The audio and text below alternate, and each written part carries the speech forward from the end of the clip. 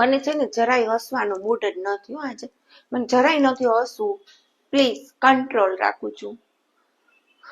શું કહું તમને ખબર છે, 1 અઠવાડિયા પહેલા નક્કી કર્યું હતું કે અમે દુબઈ ફરવા લઈ જઈશ, તો એને ટિકિટ કરાવી લીધી. હવે એ ટિકિટ કેન્સલ કરાવવા જાય તો મેં કીધું કાં તો કે મોદી સાહેબનું પ્રવચન ના સાંભળું. હા, એ તો સાંભળું.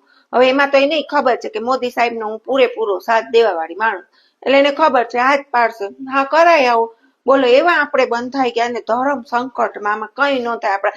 ઈ તો મોદી સાહેબ કેટલું બોલે, બોલો મને કે સોનું નહીં લેવાનું 1 વર્ષ દિવસ.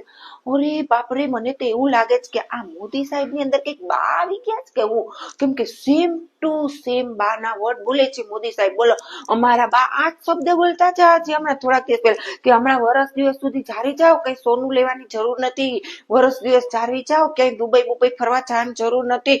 ઈ તો બાની જેમ સેમ વર્ડ. આટલું બધું તેલ વપરાય, ઓછું તેલ નાખ, ઓછું. કેટલું તેલ વાપરે, બોલો, સેમ ટુ સેમ બા. મને તેમ જ થાય કે આ મોદી સાહેબ ની અંદર બા કેવી રીતે આવી ગયા, ક્યાંક પૂછાવું જો હે.